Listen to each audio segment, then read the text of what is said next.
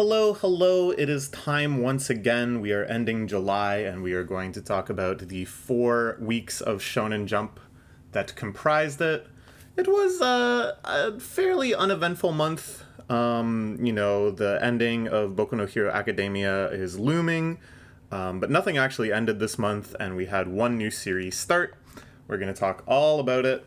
So let's dive in. We're actually starting this video with One Piece, which is pretty peak. You would say it's one peak, maybe, but we have seen so many peaks throughout this series. And the question is, how many more will we see? I personally think we're maybe about 3 years out from the actual finale of this series, maybe another 150-ish chapters. Honestly, though, at the rate that breaks are happening, there was only 2 chapters this month. It might be more like 4 or 5 years comprising those final 150 chapters. And then as soon as I said that, I was like, actually, no. There's going to be way more. Maybe like 300, 400 chapters. At the same time, it feels like it's ending. It feels like we are truly moving into the end game. The finale of the most recent chapter, which I think was one of the most powerful and sublime moments in the entire series, set up the major actors of these final arcs, these final sagas, in a way that, as I described, they often do when they're heading into the climax of an individual arc. You know, kind of when you hit the halfway point and all the storylines have been established and everybody's geared up for the final confrontations, they often have a spread like this where everybody gets their own little panel and you realize, yeah, we're moving into the climax of Skypiea or of Ina's Lobby or whatever. Here, they're using the same visual language, but they are setting us up for the end of the entire series, which is just unfathomable for me. I don't think I'm ever going to get my head around it until we are actually reading those final chapters. So yeah, I really, really enjoyed One Piece this month. As I said, only 2 chapters, but they were both bangers, and the climax of that most recent chapter just like... It's not that it moved me to tears. It's not that I felt any sort of kind of like sentimental emotion, even though maybe that would be appropriate. Instead, I just felt like hyped because this is what it's all been building to, and it's going to get so crazy from here on out. So I'll give this an S this week, or this month, as I did last month. It is just still killing it. The greatest battle shonen of all time, one of the greatest manga of all time, period, and my personal favorite ever since I was a little kid. What more can you say? Yokai Buster Murakami, I'm enjoying this one a lot. It's so silly, so stupid. The art style is just so blank yet expressive and goofy. And they keep switching up the premise in ways that I think they don't even need to. I think the solid kind of premise of just bullying and roasting yokai until they submit to an exorcism is funny enough, and they could have just kept doing that with the dozens of yokai in Japanese mythology. But this month saw some nice variations, you know? Murakami going head-to-head with one of the S-rank strongest yokai and ending in a stalemate, which was exciting. I loved their debates around Android versus iPhone and cats versus dogs and everything else, that Murakami had finally met its match. And then at the end, this 2-chapter saga battling the yokai chair that kills whoever sits in it, I found very, very funny. And I love that our MC, I can't even think of his name, and I also thought he was a girl until recently. Not really the star of the show compared to Murakami, but in this latest little mini arc, was able to really step into the spotlight and show his stuff as an exorcist as well. Really good stuff. They're just going to keep switching it up on us, I hope, while still kind of introducing this long list of traditional yokai and kind of diving into their eccentricities and some of the more obscurities of the lore. It's a lot of fun. I'm going to give this one an A. Just very satisfied with it. Very curious to see how it'll keep going. It's hard to judge how well this one is doing because, you can use the table of content order as like a proxy to judge roughly how popular a series is in Jump. But Murakami has been put in the kind of illustrious and seldomly utilized position of the permanent last place, where they sometimes stick a gag manga right at the end of the volume, so it's easy to find for kids, who I presume are the biggest target audience for this, although I, with my juvenile sense of humor, find it very funny too. And they just kind of let it keep on coasting by, knowing that this sort of silly gag manga is unlikely to be anyone's absolute favorite in the magazine, unlikely to be the reason that somebody picks up Jump, but is likely to continue being something that everyone enjoys when they get to it. And it looks like they have hopes for this series to run a long time because of that, which is very exciting for me. Next, we're going to talk about another very silly gag manga, Super Psychic Policeman Chojo. For a while, they were kind of like experimenting with slightly more substantial arcs. They had a little 3-chapter saga, a little 2-chapter adventure. But this month, it was all just kind of very traditional standalone adventures in the format that they've established, you know.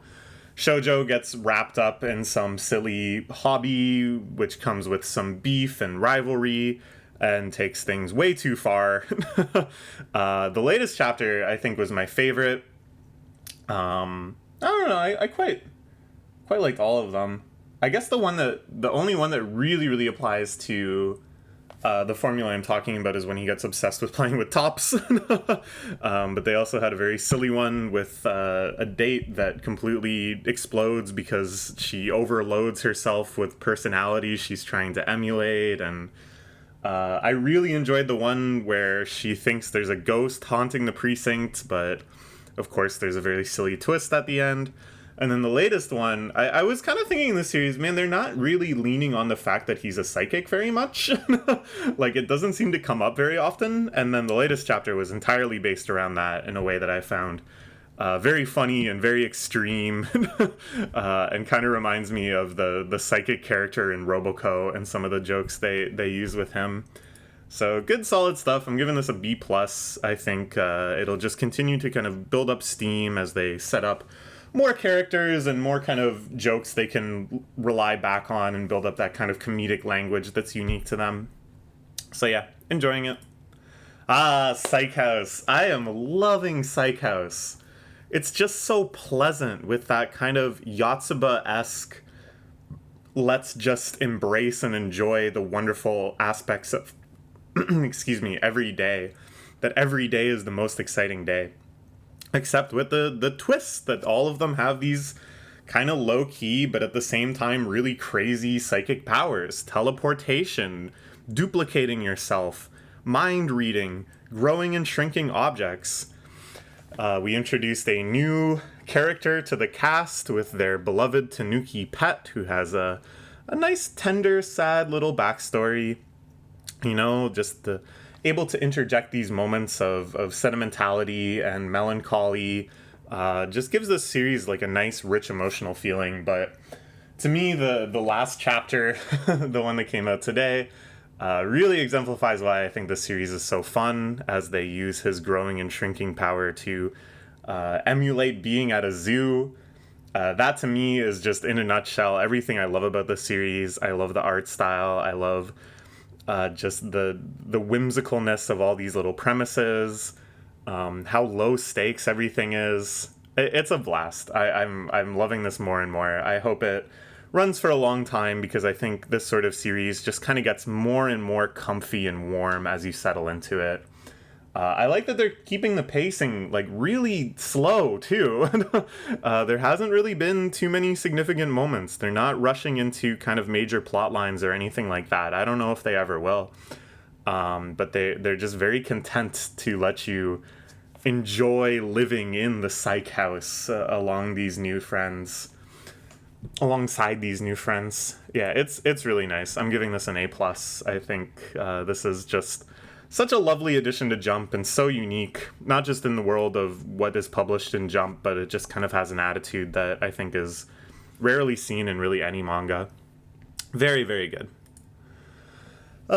Mission Yozakura Family is one that I generally do not like so much, and this month, kind of an exception. I went on for quite a while in last month's video about how they're doing this like big battle-focused arc where all of the different family members are squaring off against the henchmen of their ultimate villain, Asa. And I wasn't really feeling it. I kind of gave, not that the author will ever hear, but I gave what I thought was like maybe a little good class on how I think these sorts of arcs should be structured and how to make them feel impactful and how to make them really engaging and feel like they're actually unfolding in a physical space and you're not just kind of jumping to different like video games in terms of how dissociated everything else. And this chapter, or these chapters, really didn't do anything to rectify any of those problems. But at the same time, I enjoyed this a bit more than last month. Just because there's like little moments of sentimentality and stuff that they chose to dwell on, especially with like the aftermath of Kengo's fight, that I wouldn't say I was like moved by any extent. But they definitely put some thought into them and tried to make them a little interesting and unique. It didn't feel like it was just sort of phoned in. Same with this current fight with, what's his name, Shizuko. I liked in the latest chapter the revelation of what his true blooming can do. I thought is quite nice, and shows a lot of like empathy for the characters. So again, it's like, it's still not on the level where it's actually like hitting for me. But there's aspects that I can appreciate where I'm like, okay, like you understood what you were supposed to do here and you like executed on it. And it doesn't feel like phoned in or like the first idea or anything. There's actually kind of some construction behind it, which is great. I'd say that's an improvement over much of the series where it really kind of felt like they were just throwing anything out ad hoc with no real consideration of the overall plot structure. So yeah, big improvements, but still not really for me. I'll give this a C+ though. It's eking into the territory of me actually enjoying it. Okay, me and Roboco. This is the gag manga par excellence in Jump right now, I think, and this was another pretty glorious month. The first chapter was just kind of typical Roboco fare. You know, the kids have to write haiku. Despite never ever benefiting from this, they enlist Roboco's help. The haiku barrage was silly and funny and I think very well translated. Kudos to the translators for preserving the haiku form with all of these ridiculous examples. Then things escalated in really crazy ways, as is typical of the series. First, we got a nice 4th anniversary chapter that I really enjoyed. It just had really over-the-top, silly battle scenes for no reason. And some genuinely sentimental moments, too, as they look back on what's actually one of the longest-running legacies in Jump right now of making one of the stupidest gag manga of all time, which is an amazing achievement. Then there was a new chapter about the new chief editor of Shonen Jump, which was extremely fourth wall breaking and references how he was depicted in Roboco before when he was just one of the senior editors. So I kind of like that, commenting on the real world events of Jump in this really goofy satirical way that seems like it's maybe poking fun on some levels maybe obscure to us. Does that guy really look like a gorilla? I don't even know.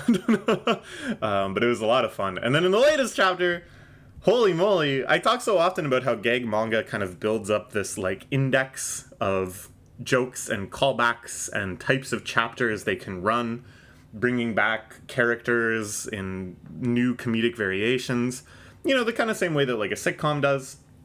Here, they've transcended my expectations by bringing back a plot element that I did not think would get introduced, and I certainly didn't think would get introduced so abruptly. As they go to sci-fi world. And I'm really, really enjoying it. It looks like they're actually going to make this a multi-chapter arc, and we might get some kind of gritty, serious action, as we inexplicably did in one arc before. Again, I think this is the power of gag manga. Transcend every expectation. even transcend the expectation that this is a gag manga and just completely switch genre and tone whenever you feel like it. So yeah, great stuff. Gonna give this an A+. I think Roboco continues to just kill it. This is what I want from gag manga, man. This is what I've been into this stuff ever since I read Dr. Slump as a kid for. Alright, Astro Royale, I had some definite criticism for, and I feel like that criticism was likely shared by a lot of readers and editors and stuff, because it really has been moving in directions I enjoy, where they're kind of doling out the really supposed to be critical, emotional, showstopper moments, I think, a lot more intelligently, kind of spacing them out both with other adventures and backstory and stuff. There's a lot of fighting in this month. I think the fight scenes in the series are okay. Not really all that interesting. Again, it's just like, what really has the series got going for it besides everybody loving Ken Wakui and him having like a loyal readership or whatever? It just sort of feels like the first ideas anyone would think of if you were to think of what his shonen series would look like.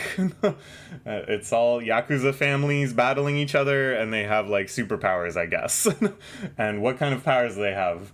Punch hard, shield, transform, strong, commanding an army of cybernetic tiny insects. Okay, that one's kind of neat. So I don't know. It's getting a little more interesting. I think they're being a lot smarter with the structuring. Kind of a little backstory with a twist in the latest chapter I found kind of interesting. I wanted to see how that played out. But still, it's like there's no real critical idea that makes me really want to see this through. It just sort of feels like meandering and generic. But I'll give it a B. Like, it's doing fine now. I think if it can kind of keep growing at this pace and introducing things at this pace and kind of having an emotional expectation at this level, it'll certainly be a lot more readable than it was in the past. Now they just kind of need a structure to really hook me in that's a little more definite, I guess, and a little more interesting than just getting all of his brothers on his side. Okay. The Elusive Samurai, the anime, started this month. I've been really enjoying it so far. We're watching it in our anime club. It's really funny. There's like a little intro scene of him just enjoying his childhood and running around. If you've read the start of the manga, you'll remember how idyllic and silly it is. And then the OP plays, which is just sort of like jaunty and fun. And my friend was like, "Oh, is this like a kid series?" And I was, no. No. No. And indeed, the vast majority of the series is a lot more like the month we had here. Deep military tactics, back and forth battles between two armies, full of characters that have been quite well established at this point, so that you can really kind of anticipate the tactics and the strategy. A lot of really gory stuff happening, people getting brutalized and beheaded and just massacred in every single way you can think of. And then halfway through this month, a really exciting development as Takeuji joins the battlefield. And I think they did an amazing job just kind of conveying how powerful he is, how charismatic he is, how blessed he is with good fortune. Really, really reinforcing why he is like the end game villain of this entire manga, and why within the story of the manga and then within Japanese history, he was able to accomplish so much, that he was able to wield so much power and convince so many people to join his cause. Really, really cool stuff. Just the way that he's depicted and the way it just sort of transcends the depiction of anything else. His battle with Aki is really compelling. I've really grown to love Aki as a character, so I'm feeling pretty bad. I don't know if it's going to go so well for our hero. But yeah, thrilling stuff. I think this is doing well. I think they're maybe invigorated by the attention that the anime is giving it. I can't wait to see where this evolves from here. It feels like we're kind of heading into the final climaxes of the series. I don't know Japanese history that well. Please don't spoil me, Wikipedia. So yeah, it's been going well. I'm gonna give this an A plus. I think this was a very strong month for this series.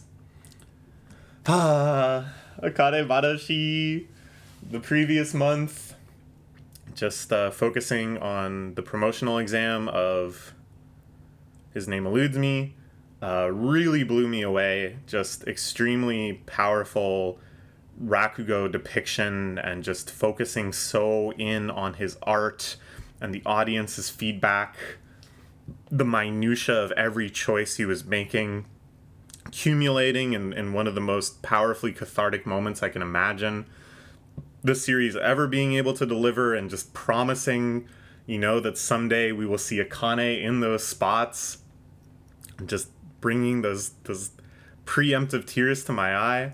And this month was just as good. I didn't think they would be able to pull it off. Between these big performance arcs, there's always a little setting up of the next one as Akane kind of returns to daily life. Here she's super focused on her Futsume exam, and there's some really nice chapters just kind of showing the logistics and the details of the work that really goes into a Rakugo's career. Not shying away from the fact that sometimes it's pretty tedious and exhausting and repetitive and involves just making a lot of money so that you can afford all of the various embroidered things that you need to have on your person if you're going to be a Futsume. But it's compelling because it's our girl. I felt so caught up in her tackling these new challenges and just growing into this opportunity. Really beautiful stuff. So I was impressed.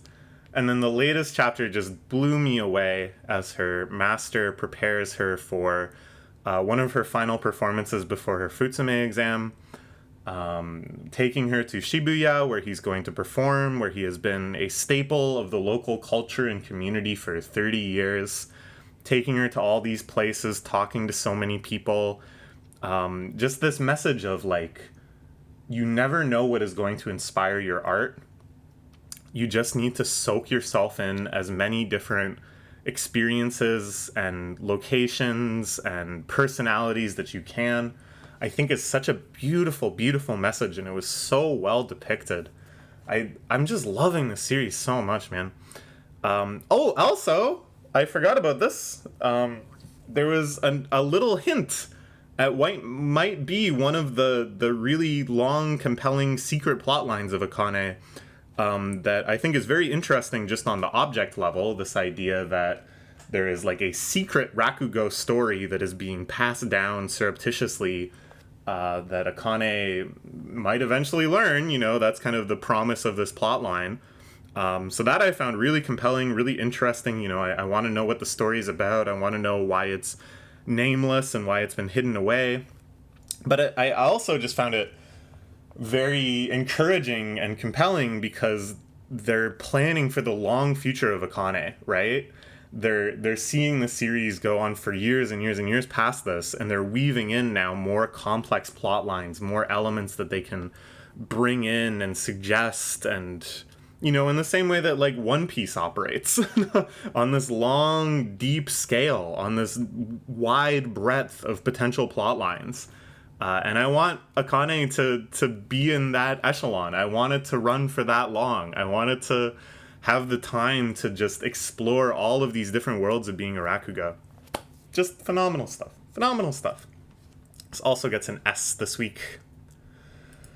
Next we have Kill Blue, another one that I am not really a huge fan of. I only found out this month that this is by the same mangaka as Kuroko no Basket. Which I actually enjoyed quite a bit. I only read it kind of recently, but I had a lot of fun with it, and I just kind of feel like that sort of story is more suitable to this guy's writing style, because it's focused. It's about basketball and about the people that play basketball. What the hell is Kill Blue about? Can anyone tell me? In this month, we had a weirdly non-consequential fight scene against the security robots of the pharmaceuticals company's underground base, which was presented kind of as a matter of life and death, but also just kind of given this weird tonal irreverency. And then we just swerved back into caring about the central conceit of the series, which is the guy who's been semi-magically de-aged to be a middle schooler again, and stuff with his ex-wife, and just kind of this weird dissociation between his current child self and his old adult life, which was like kind of interesting and kind of funny, but was just so jarring to kind of be like, hey, don't forget, this is actually what it's about. And it's like, is it? Because, 90% of the chapters that like doesn't even come up. And then we had the whole pretty excruciating chapter where they're trying to come up with evidence that Noren and Ogami are actually dating. And it's like, oh yeah, that was the whole thing. And they're like, oh, it's not working anymore, so we need them to fill up this album. And it's like, okay, this is like kind of funny, and it kind of plays off the central conceit, but because of the central conceit, it's also kind of just like weird and creepy and unpleasant. I don't know, man. They just can't win. The latest chapter about him being really bored on summer break, again, I kind of found it entertaining, but it's really just this ongoing question of like, what are we doing here? What is this all for? Personally, I think the end game of the series is that we're going to find out that Noren was also de-aged by this bizarre wasp, and the reason that she's so weird and everything is because she's also an adult woman. And so eventually the romance between her and Ogami will flourish as they both return to their adult bodies. That's my little theory, and I think they're like hinting at it actually quite well in a lot of different ways. I think they're being kind of clever about that one. And I'd be willing to bet that that's what comes to pass. But it's like, if you have ideas like that, and if you want to make it this kind of like drawn out mystery, it could do with a little more focus. It could do without just this sort of like tonal spasms where every chapter just feels like so disconnected from the last. I was kind of complaining that the previous arc, with all of its fight scenes and action and stuff, the arc before the summer trip arc, that is, was like kind of droning on a little bit, but I actually kind of prefer that to just this wackiness. Given all of that, I think the series is still succeeding in a lot of ways. I think the art style is really good. I think the characterization is generally pretty strong. So I'll give it a B-. Like, I just complained a lot, but I think it's just sort of like not living up to its potential because of like major structural issues, but that it does have potential because they still have like some interesting ideas and they know how to convey what they need to convey. They just need to think a little harder about what the hell each chapter is actually doing and what they're actually trying to do with the whole series. Anyways, it is what it is. Kyokuto Necromance, I'm actually quite enjoying this one. I don't think it's doing super well in the magazine, and I can tell they are really abruptly gearing up super fast to what might be the ultimate climax. In last month, they were doing training arc and giving you kind of like mechanical expositions about the way the fights and stuff work and introducing characters. And now they're like, oh, guess what? The bad guy is here. He is responsible for everything bad. All of the motivations have been exposed, and now we're like fighting the big bad guy. So real radical ramping up of the plot significance, as if they know they only have maybe 10 or so chapters left. At the same time, though, I think this is maybe what can save them, because I think it's been quite good. I really do like how the fight scenes are conveyed in this series. I think they have like a lot of style and uniqueness and variety. And getting this plot kind of out in the open so we understand the significance of it. Yeah, maybe it's like a little unearned at this point because it's like, okay, I don't really care about anybody too much yet. And you can say it's quite derivative and unoriginal, which is true. But it's also very straightforward and not overcomplicated, and it just sort of like sets up why this final battle needs to happen. So basically, I think they're kind of operating at max efficiency right now. And each chapter is quite good and has a nice blend of revelations and tragedy and then exciting fight scenes. And now it's like, if they can cling on with this kind of like decisive climax, they still have so much room for expansion if they have the liberty to, right? Hey, guess what? You're climbing up the popularity polls. You're actually going to get at least a couple more volumes. Slap on the back. What do you want to do now? Oh, the bad guy ran away. Whoa, look at that. He ran away, and now we're going to have a bunch more other adventures.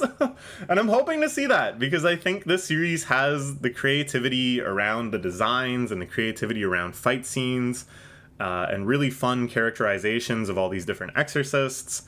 So I want them to have room to grow. I want them to have room to explore all that stuff.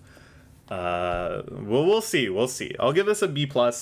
It's not, the best thing in the magazine by far, but it's solid enough. And I think these are the series that we need to like nourish and encourage to grow.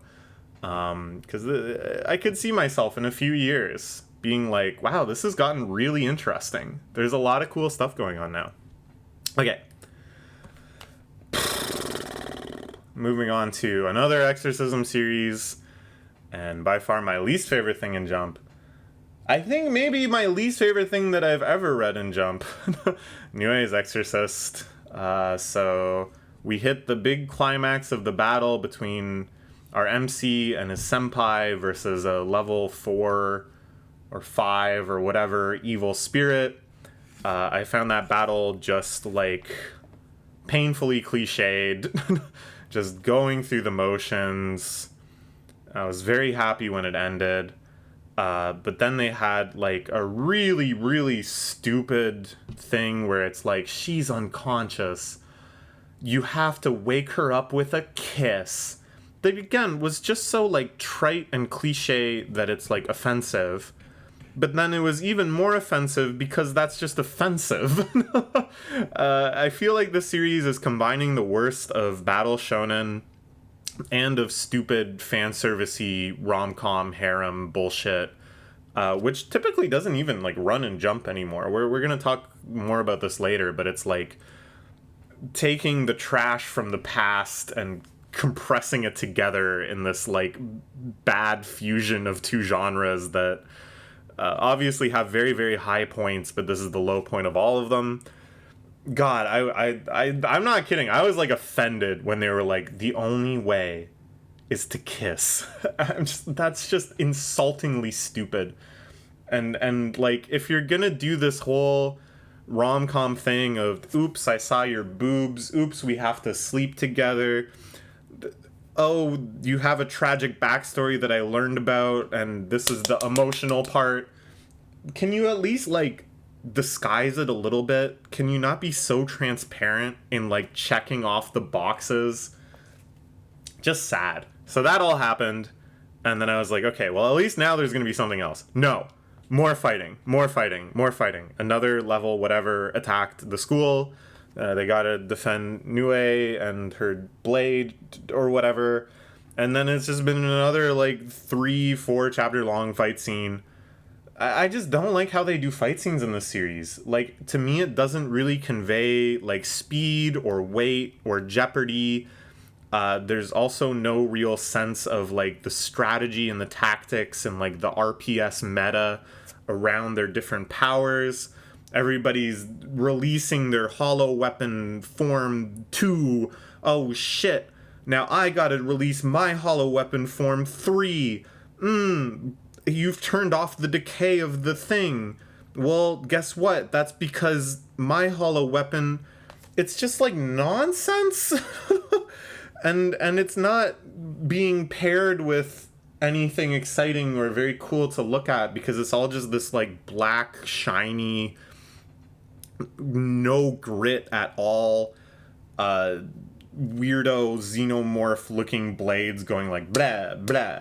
It feels like the sort of thing that another series like would devolve into, like that at the start they're just like clashing swords, and then the author gets lazy and now all the swords are like shooting energy blasts, and then it just becomes like energy blast, energy blast, energy blast. It's like that, but it's always been like this. There was never something more unique and interesting and choreographed that it devolved from. It's just always been like visual sludge. Being very negative on it. Sorry. All the power to you if you enjoy it. But this one is not for me. And I'll be real though, it's kind of fun having like a stinker in the mix. I think it makes this project more enjoyable for me because I get to praise some series, and other series I get to give like a measured critique to, and then I got one series where all I want to do is take a dump on it, and here we are. So this gets a D- again this month. Undead Unluck has been pretty exciting this month, moving into the Tatiana arc, which seems like it's going to be the final of this whole Gathering Allies saga, which is exciting not just because Tatiana is a fun character, and we kind of saw this one coming from like a long distance. We knew that this was going to be a major challenge for them in fixing the Tatiana situation. But then also just knowing that it's the finale and that after this really anything can happen. I've really enjoyed these ally recruiting arcs. Some of them I think are stronger or weaker than others. This one I think sort of lands in the middle. It doesn't convey to me too much kind of this unique genre. Like, it's about, celebrities and being celebrity bodyguards and moving surreptitiously throughout crowded areas while keeping your identity secret, which is fun and certainly like a genre that's ripe for exploring. But I just think in terms of like economy of time, they didn't have time to like really delve into this. More and more, it kind of seems like they need to pick up the pace on these ally recruiting arcs, which is unfortunate, because in the past they would have like a whole arc that just sort of takes place within that genre that's almost like a side quest to the ultimate ally recruiting. Here it's just sort of like very directly focused, and in the previous couple ones as well, very directly focused on like solving that one critical problem. So at any rate, I think it's good. I'm having a fun time with it. I just think it could also be like even greater. And also there's this like focus on Tatiana as like a child model. It's kind of weird, right? Like, oh, it's her dream. She's so beautiful. She's beloved by all. Is that right? Is that what a kid should be doing? But, I don't expect the series to explore that at all, and I don't think anything would really come of them making some throwaway remarks of, yeah, maybe having like a famous fashion icon be like a 12-year-old kid is actually like really bad for their health. Anyways, we'll give it an A. I think they're doing a good job. I'm really excited to see what's after this, though. All right, Blue Box, the least stupid rom-com that Weekly Shonen Jump has ever run. In my opinion, the best rom-com Weekly Shonen Jump has ever run.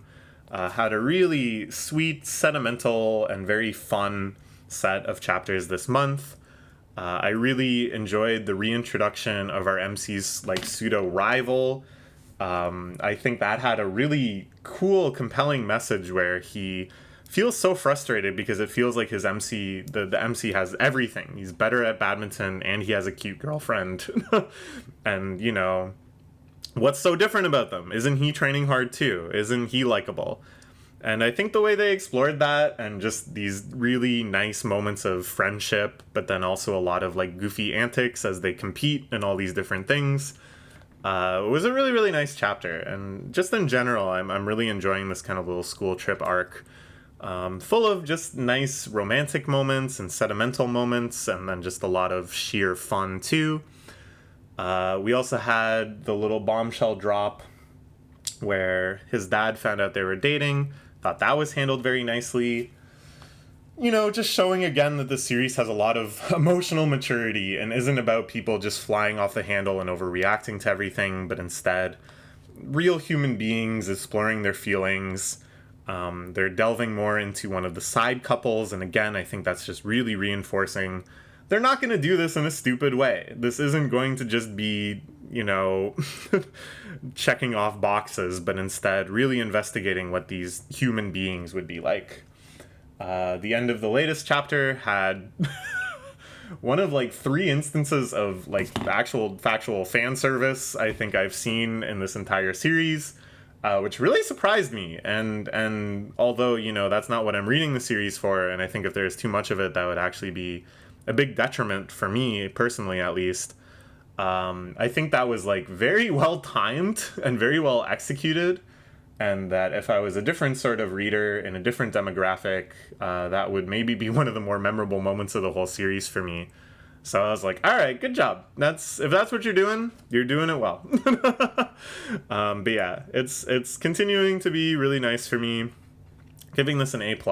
I think it's just, again, the best rom-com Jump has ever run. Maybe a contender, though, if you count this as a rom-com. To me, it is just much more like sheer comedy with maybe some romantic elements. But a really fantastic month for this as well. All of this really sentimental stuff about Hina going into elementary school has been really fun. I love the chapter where they're all conspiring to come up with the best birthday present for her. That was just joyous and funny, and just really leans into, I think, the great comedy writing of this series, that the whole joke is structured around everybody overhearing different, incomplete, incorrect excerpts of a conversation and using that to get their gifts. That's a great premise. That's a great gag. Also, I really liked the reintroduction of the English textbook couple. That was a lot of fun. Very, very goofy. Basically the same joke every time they bring these guys in, but it hits for me because it's just so silly. And the latest chapter I thought was really great too. Going back to the series' roots in terms of comedy, somebody has access to one of Nico's spells and is running rampant with it, leading to all sorts of comedy and stuff. But I love that they brought back the character of their new homeroom teacher. I hope he keeps recurring like this. I think that guy is hilarious. And I think his intersection with the really goofy, you know, that he has this like tragic, dark battle shonen backstory, the way that intersects with the really kind of goofy, light adventures around Nico's magic, I think is really, really funny combination. And again, just sort of reflects the greatest strengths of this series in terms of writing. So I give this an A+, really killing it, really enjoying this one. Everything is just on point. The art is always crisp and expressive and fun. And they just have so much potential. The series has so many different directions that I think it's eventually going to go in, and it's just really enjoying spending its time exploring them all. So excited to see how the homeroom teacher's backstory actually intersects with the true battle shonen lore that has always lurked deep, deep, deep within the series. Alright, RuriDragon. We only got 2 chapters, which I think is going to be pretty typical going forward. It's basically on alternating weeks nowadays. But I really enjoyed these 2. The long saga of them helping with the sports festival continues. The first one, they get kind of roped into stepping up as the actual executive committee members, which freaks Ruri out, but in a moment that I think shows a lot of like character growth and a deep understanding of how a person like this would actually behave when thrust into that sort of situation. She steps up into it. She accepts. And then the latest chapter I thought was very, very cool and very, very unique, in that almost every slice of life series I have read that's set in high school will have like a sports festival arc. And this is the first one that I think has ever taken us so far into the nitty-gritty logistics of it, as they run around trying to coordinate everything from the schedule to the banners to trying to get t-shirts. It's crazy what they get the students to do in Japanese high school. Why aren't the adults doing this? But it's neat because you can really see like the skill set, and you can really see the challenges, and you can really see why the archetype of characters that run the sports committee or work in the school office What's it actually called? The school office. The school. What's the school president the president of? The committee thing. Anyways, it's like those characters are always like, wow, they're so locked in. They're so powerful, so capable. And this is the first time I think they've really focused on what exactly that capability is. What is all of these chores and headaches and logistical nightmares that they have to overcome? So that was really interesting to me. And again, because I feel so empathetic and involved with Ruri's character, it really hit. I was like kind of struggling along there with her, but really proud that she was hanging in there. And then at the end, more dragon adventures. So we'll see what that's about next month. So yeah, A+, good stuff. Loving the series. Just wish I could read more. All right, let's talk about the new series that debuted in Jump this month. Hima-ten? Yeah, Hima-ten. I'll give you a little bit of manga history here. Back in 2019, there was this series called Gal Cleaning, about kind of a milquetoast, unassuming, nervous young man who, through various circumstances I can't remember, ends up being the cleaner of the house of his really over-the-top, flamboyant, obnoxious gal classmate. And you're like, okay, sure, that's a pretty typical premise. You get to learn about cleaning because you're kind of cleaning alongside him. There's a lot of fan service. It's pretty goofy. And you're like, yeah, that sounds like manga. That sounds like a manga that would be made. And then everything went off the fucking rails. The story I heard is that the mangaka became like really sick of writing this series and wanted to quit, but because of certain like contractual things, he'd be in trouble if he just said no more gal cleaning. So instead, he purposefully sabotaged and tanked the manga so it would be canceled.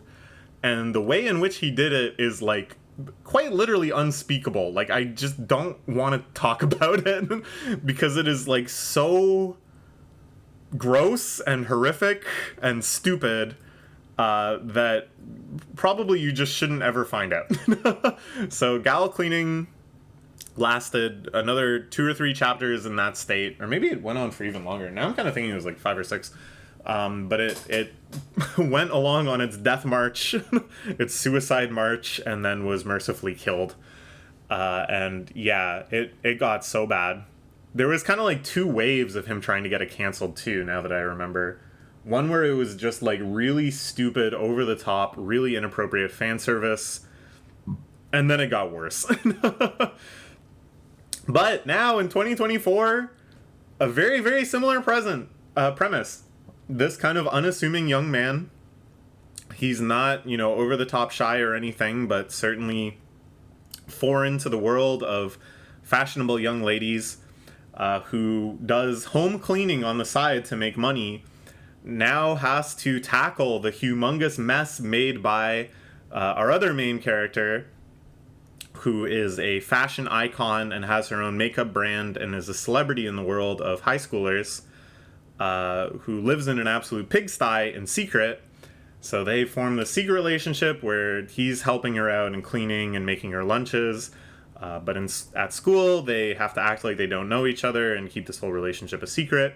Of course, he also has a crush on another girl, forming this potential love triangle that I'm sure we're going to get into. And yeah, gal cleaning is back and better than ever. I think the series is actually doing pretty good. I think the art style is really, really nice. I think the premise is pretty stupid, but, that's par for the course with rom-coms. Basically, when this was announced, I thought, oh, I get it. They have a good rom-com, Blue Box, but what Jump really needs is a stupid, harem, fan-servicey rom-com, which hasn't really been in the magazine to any serious extent since Ayakashi Triangle, I guess, was the last big one. Last one I can remember, at least. And I was like, oh, okay, this is going to be the stupid rom-com. But it's actually not that stupid. There's a lot of kind of consideration for the characters. There hasn't been, like, any fan service at all yet, which is shocking. And it seems like they really kind of want to explore the premise in some depth instead of just making it an endless barrage of coincidentally inappropriate situations and blah, blah, blah. I mean, there is a bit of that too, of course, to build up the tension of the love triangle and everything, but it's much, much less stupid than I expected. What I would love to see this series expand more into is the actual cleaning and housework itself. I think if they just have every chapter honing in on this love triangle and these romantic mishaps and stuff, it's going to get stupid. Because you just can't do that every week and just constantly tease a will they, won't they, without it getting, like, really, you know, all the rom-com cliches will come out at that point. But in a manner similar to Blue Box, if you have another genre that you're working into it, and you can kind of switch back and forth between those modes, then I think the series can have some real longevity and a lot more appeal. So I want this series to be counterbalanced between these sorts of romantic escapades with chapters where the primary focus is like, oh my gosh, he has to clean the sink. What's the best way to clean the sink? And give you real down-to-earth lifestyle tips on how to take care of a house. Now, am I saying that in part because I have a hard time doing a lot of those chores and I'd like to know how to do them better and more effectively and more consistently? Absolutely. But I really think that's the sort of thing a series like this needs to give it a lot of depth. But yeah, I'm liking it okay. I'll give it a B. Nothing has happened so far that I was like, wow, that's some really innovative, inventive writing. But at the same thing, nothing has happened so far that I was like, wow, that's stupid. So good stuff, good stuff. All right, the Ultimate Exorcist Kiyoshi, the second newest series in Jump, has actually been impressing me. I went into this one with pretty low expectations because this is like the 8th exorcism series that's running in Jump at the moment. You know, we are just so entrenched in this Exorcist manga era. I was like preemptively sick of it. And B, just like look at the title, like how much more cliche can you get? And then, you know, the ways in which it was subversive. Oh, you know, the demons have a society just like our own. It's sort of like weirdly lackadaisical and not just high octane action, but all of the characters are kind of goofy and subversive as well. That too is pretty cliche. Like that's kind of the standard play these days. But despite all that, it's actually been going pretty well. I think the art style is very fresh and very compelling, and the way they do fight scenes is a lot of fun because of that. I really like how all the characters' special attacks are named after movies, by the way. Just little things like that, I just feel add a lot to manga to make you kind of like curious about it and invested in it. You know, just little Easter eggs and stuff like that. I really like how they're fleshing out the life of the main character, that it's not just fight, fight, fight, but we're exploring like his social side, his intense nervousness around girls, this new part-time job at a Chinese restaurant, his school life, how he's going to try to make friends, given that he's never had a normal school life before. All that stuff is really fun, and I think they're exploring this character in a way that's making him feel likable and unique in some ways, and it's good. The latest development, which is being unfolded in a multi-chapter arc right now that looks like it'll keep going for a little while, again, isn't really shocking or cliche, or not cliche, that is, it's pretty cliche, but I think it's being executed well. Like, I actually kind of feel for the characters. This idea that a kid has accidentally befriended a demon, the demon is super nice to him, but now the exorcists have shown up and they're saying, you gotta dispatch him no matter what. I'm like curious how it'll go because I'm actually invested in these characters to some extent. So yeah, I'd say succeeding. I'll give this an A-. I think between just kind of the unique style and feel of it and a very nicely balanced mix of action and comedy and just this kind of expanding focus, it's doing pretty much everything right. I think it has a lot of potential. Okay. Ooh, Sakamoto Days. Sakamoto Days was spicy this month, plunging deep into a pretty critical flashback for some of the most central characters at the moment, and really leading you on a lot of kind of wild goose chases as how things are going to turn out. It was a flashback that I at once both kind of knew how it had to ultimately end, which had this like kind of compelling cathartic appeal, but at the same time had like a lot of little twists and stuff, a lot of explanations that both surprised me and yet filled out my understanding of the series lore in a really compelling way. We're building up into a pretty major climactic arc, which might be like the final arc. It's like everybody is kind of coming into play now. At the same time, there's this extremely fun and goofy plotline of Sakamoto seeing a way for him to take down and take over the Japanese assassin association by opening up branches of his convenience store everywhere, which has been a lot of fun, and I think really kind of speaks back to the original kind of conceit of this whole plot line, where he has this dual life as one of the world's greatest assassins, and also is just a humble convenience store owner. Bringing back that dynamic, I think, so deep into the lore, so deep into these really crazy interweaving plot lines, they're doing a great job. This is really succeeding on all fronts for me.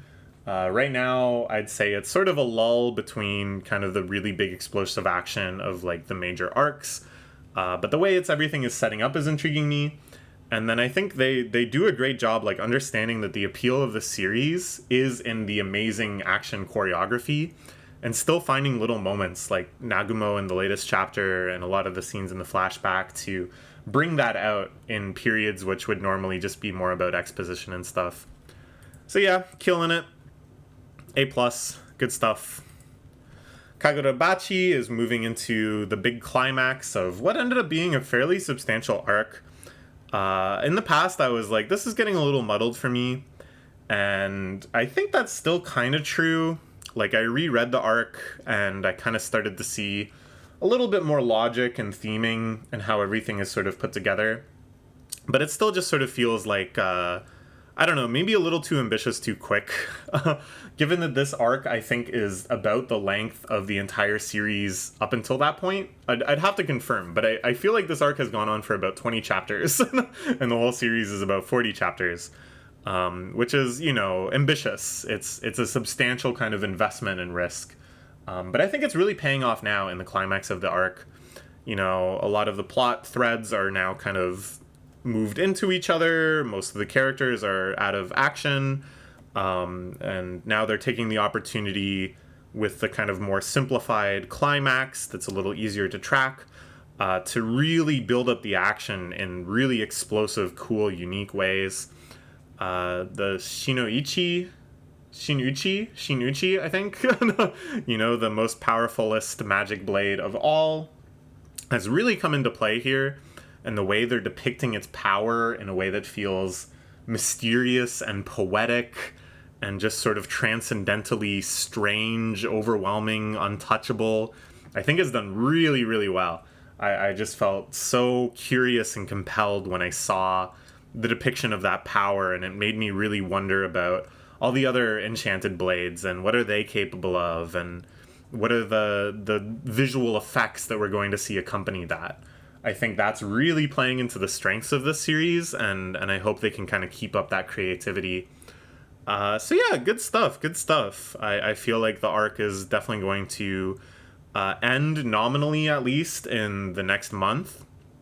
But it feels like they've very smartly woven this into some of the kind of like greater lore questions. Like, as soon as this is done, it feels like the one association that's, you know, on the side of like justice, trying to rein in all of the swords, could immediately just strike next. And I think I talked a lot about before that I think the series is very smartly written around kind of the unique challenges of weekly manga. And I think, again, they've really seized an opportunity here where if they want, they can dial back the tension after this, have the characters kind of like regroup and debrief and spend a little bit of time setting up other arcs. Or if they feel like they need to keep the gas on, if that's sort of the feedback they're getting, if that's sort of the zone that they think they're in, they have so many avenues, even after this fight against the final boss of this arc finishes, to just suddenly interject with like other crises. Oh my god, we're right back into the thick of it. And I think either way could be really good. I think it's like an open question of how they're going to develop from here, which is very exciting. So yeah, good stuff. I'll give this an A-. I think this is the mode of the series that works best for it. I think they're really playing into their strengths, and I want to see more. Jujutsu Kaisen only had a little output in the last month. Like the point 2 chapter basically kind of finishes the 1 chapter from the month before. And then I think there was another chapter and then a break. And then this week they had a chapter. And this week's chapter was really fucking cool. If you want to talk about playing to your strengths and operating the mode you're best in, this is exactly what Jujutsu Kaisen was doing this month. Just really cool, crazy, over-the-top battles with all sorts of power, but then all sorts of just really tight, awesome choreography. Like not letting all of the superpowers distract from the awesome martial arts. At the same time, the superpowers being just these really intriguing, crazy effects that you're not really sure how they're going to work out. They've moved past the long segment of this saga where they would have kind of like intermittent commentary where the characters talk about their plans and what they expect to happen and how they think they're going to overcome Sukuna, which I did enjoy, but I feel like this was like a deliberate move to show that we've transcended past that and now like nobody knows what's going to happen and we're like flying by the seat of our pants in a way that's like really exciting and really compelling and really makes it feel like I don't know what's going to happen either.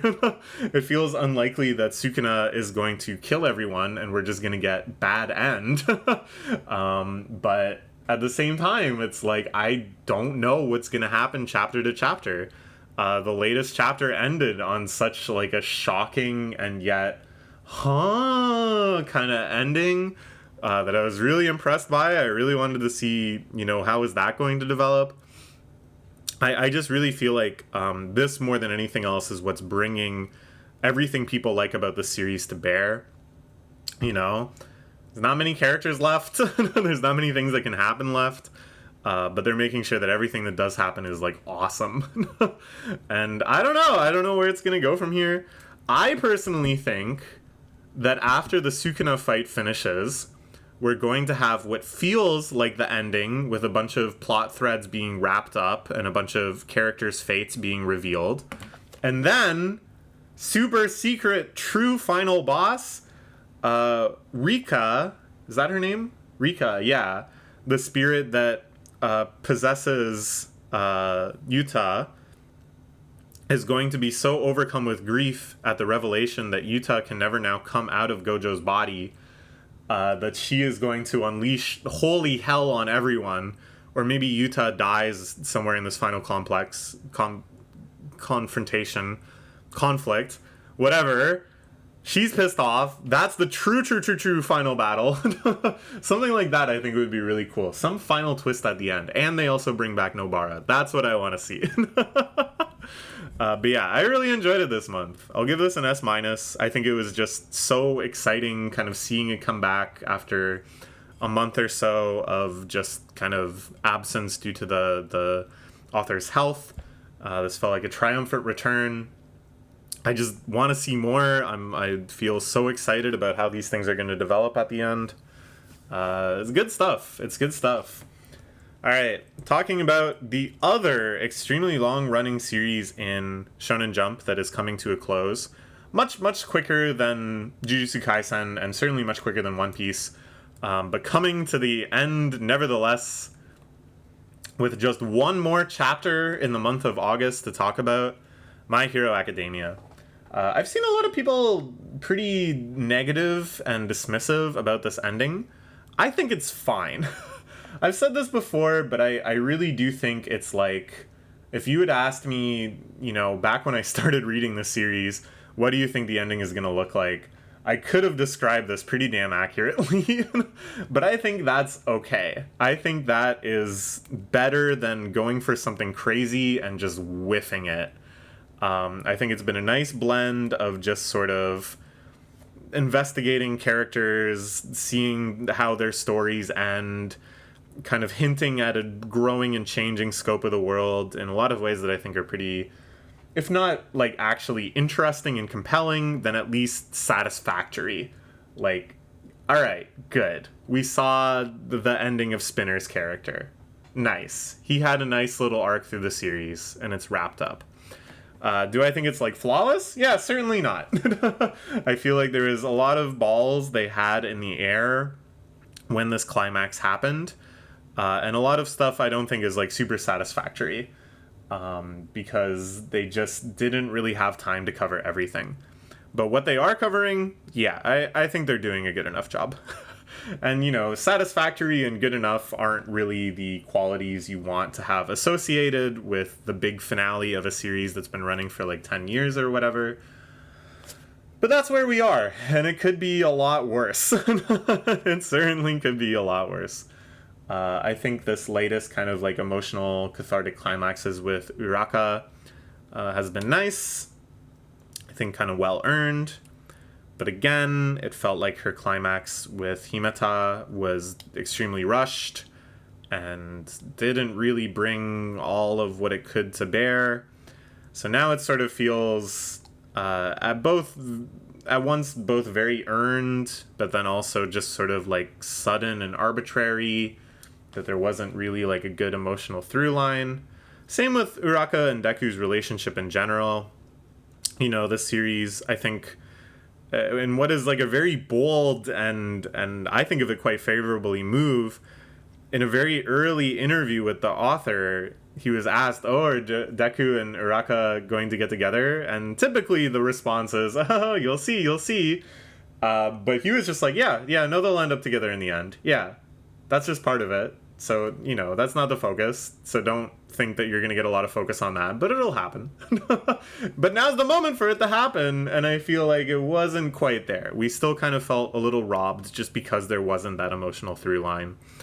And quite literally robbed too, because in the moment where you'd think they were finally going to kind of cross the gap and admit their truest feelings for one another and get together, you have the typical scene of everybody else rushes in, and it was a nice moment, but again, it's just kind of like, okay, that was good enough. The strange story at the start of this latest chapter too, about the kid who was locked in his basement and then got free and then was treated with kindness. It's like maybe the most surprising thing out of this whole finale so far, in that it was the only thing so far that I wouldn't have guessed would happen basically exactly like that. And I thought it was kind of nice. I don't know. It was good enough. So overall, I'll give this an A-. Like, reading this, having read it since almost the very beginning for like 10 years now, I'm certainly not disappointed. I'm not outraged. I'm not feeling like, oh, they're freaking fumbling the ending. At the same time, I'm not blown away. I think this series, its high points were quite a while ago, and that this whole climactic arc has been just fine. But, you know, I'm sentimental about this stuff, and it's nice to see a proper farewell for all our characters. And it doesn't have to be anything mind-blowing. It just has to be satisfactory to have a nice, good, cathartic ending. And that's what we're getting. Okay. This was the last month's tier list, which we can use to kind of track the movement of stuff. I don't know. This week was a really good month. You'll see here a lot of stuff moved up, and I had a whopping 7 series that I gave A+ to. So I think the magazine's in a great spot. It'll be interesting to see next month how the Hero Aka finale truly goes. Yeah, I don't know. It's interesting times for manga. So please check out the August video in a month or so. See you then. Bye-bye.